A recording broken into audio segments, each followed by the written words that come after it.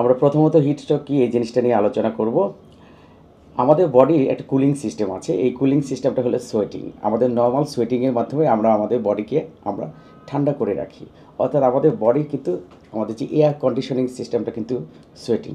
এখন এই সোয়েটিং সিস্টেমটা আমাদের বডি যদি অত্যধিক বেশি তাপমাত্রায় এটা দীর্ঘক্ষণ যদি এক্সপোজ হয়, সেটা হতে পারে 40 ডিগ্রি বেশি সেন্টিগ্রেড এবং 104 থেকে 106 ডিগ্রি ফারেনহাইটে যদি আমরা দীর্ঘক্ষণ থাকি, সেটা 15 থেকে 20 মিনিট বা আধা ঘন্টা যদি এর চেয়ে বেশি টেম্পারেচারে থাকি, তাহলে আমাদের বডির যে নর্মাল কুলিং মেকানিজম সোয়েটিং, এই সোয়েটিং সিস্টেমটা কাজ করবে না।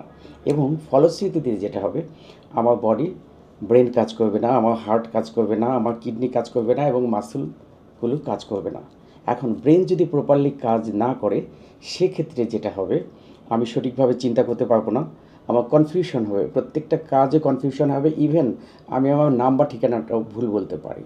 এবং এটা হলো কনফিউশন হতে পারে এবং ডেলিরিয়াম হতে পারে এবং আমি একটা পর্যায়ে হতে পারে আমি কমায় চলে যেতে পারি, অর্থাৎ আমি অজ্ঞান হয়ে যেতে পারি বা পেশেন্টটা অজ্ঞান হয়ে চলে যেতে পারে। এবং বডির কুলিং সিস্টেম যখন কাজ করছে না, তখন কিন্তু বডি হয়ে যাবে ড্রাই হয়ে যাবে, শুকনো হয়ে যাবে এবং তার বডির টেম্পারেচার অনেক বেশি পাবো আমরা, তার বডিতে হাত দিলে বডিটাকে অনেক বেশি গরম পাবো, অত্যধিক গরম পাবো।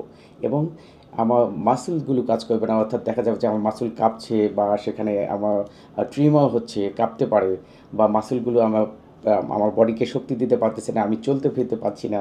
এবং একটা পর্যায়ে আমার কিডনি কাজ করবে না, আমার হার্ট কাজ করবে না। আমার হার্ট যদি কাজ না করে, তাহলে আমাদের দেখা যাবে এই সময়ে আমার বডিকে সারা বডিতে ব্লাড সাপ্লাই বাড়ানোর জন্য হার্ট অত্যধিক দ্রুত চলতে থাকবে, এটাকে আমরা বলি ট্যাকিকার্ডিয়া। এবং এই ট্যাকিকার্ডিয়া হতে থাকবে এবং আমাদের পালসটা পাবো আমরা খুব উইক, অল্প পালস পাবো, বা কিছু কিছু ক্ষেত্রে আমার পালসটাকে ডিটেক্টই করতে পারবো না, পেশেন্ট কিন্তু অজ্ঞান হয়ে যেতে পারে। এবং অজ্ঞান হওয়ার সাথে সাথে আমার হার্ট যদি কাজ না করে, একটা সময় এই পেশেন্টগুলো অজ্ঞান হয়ে কিন্তু মৃত্যুর দিকেও কিন্তু চলে যাবে। সো এটা, এই যে আমি যে সিমটমগুলো বললাম, যে ব্রেন কাজ করবে না, কনফিউশন হবে, ডেলিরিয়াম হবে এবং একটা পর্যায়ে আমি অজ্ঞান হয়ে যাব এবং একই সাথে আমার হার্ট কাজ করবে না, ফলশ্রুতিতে আমার পালসটা উইক হবে এবং এটা অনেক দ্রুত চলতে থাকবে। এবং এখান থেকে কিন্তু আমার হার্ট ফেলের দিকেও যেতে পারে যদি আমি প্রপারলি ট্রিট না করে থাকি। এখন হিট স্ট্রোক হলে এই সিমটমগুলো যদি আমার কারো মাঝে পাই, তাহলে আমরা কী করব? অতি দ্রুত ওই পেশেন্টগুলোকে আমার ঠান্ডা জায়গায় নিয়ে যাব। ঠান্ডা জায়গা হতে পারে, সেটা এয়ার কন্ডিশনিং কোনো রুম হতে পারে বা অন্যান্য সম্ভাব্য ঠান্ডা জায়গায় নিয়ে যাব। পেশেন্টকে ঠান্ডা পানিতে সেটাকে গাটা মুছে দিব বা স্পঞ্জিং করব। এবং পেশেন্টের যদি কিছুটা জ্ঞান থাকে, তাকে যদি কিছু খেতে পারে, তাহলে কিন্তু আমরা তাদেরকে ঠান্ডা পানি বা যেটা আমরা বলি স্যালাইন ওয়াটার যদি সম্ভব হয়, সেটা আমরা খাইয়ে দেবো। এবং পেশেন্ট যদি এটাতে যদি সম্ভব না হয়, মুখে যদি খাওয়ানো না যায়, তাহলে কিন্তু তাকে হসপিটালে নিতে হবে এবং হসপিটালে নিয়ে অ্যাকর্ডিং টু দি পেশেন্টের কন্ডিশন সেটা যথাযথ ব্যবস্থা যেটা, সেটা হসপিটাল ম্যানেজমেন্টই হবে।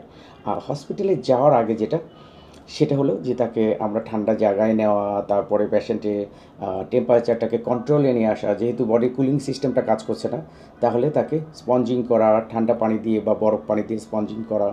এবং এই পেশেন্ট যদি খেতে পারে, অল্প যদি খেতে পারে, তাহলে কিন্তু তাকে ঠান্ডা পানি, শরবত, বা এটা যদি স্যালাইন ওয়াটার হয় সেটা সবচেয়ে ভালো হয়। এই জিনিসগুলো, কাজগুলো আমরা করব।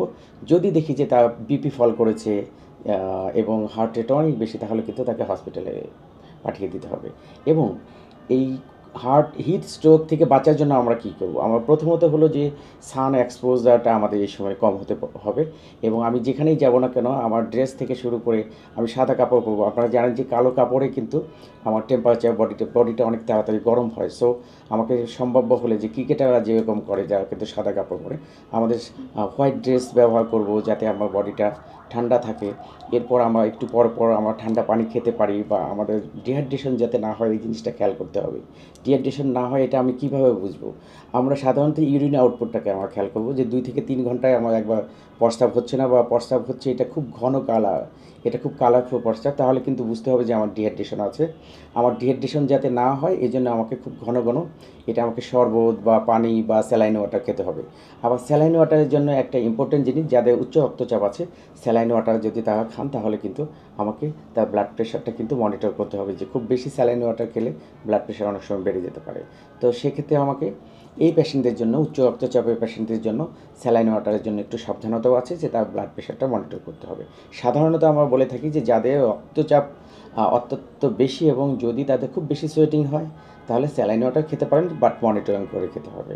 এই আর যদি পেশেন্টের অবস্থা বেশি খারাপ হয় তাহলে কিন্তু হসপিটালে নিতে হবে এবং হসপিটালে গিয়ে অ্যাকর্ডিং টু পেশেন্টের কন্ডিশন অ্যাসেসমেন্ট করে সেই হিসাবে কিন্তু ট্রিটমেন্ট করতে হবে।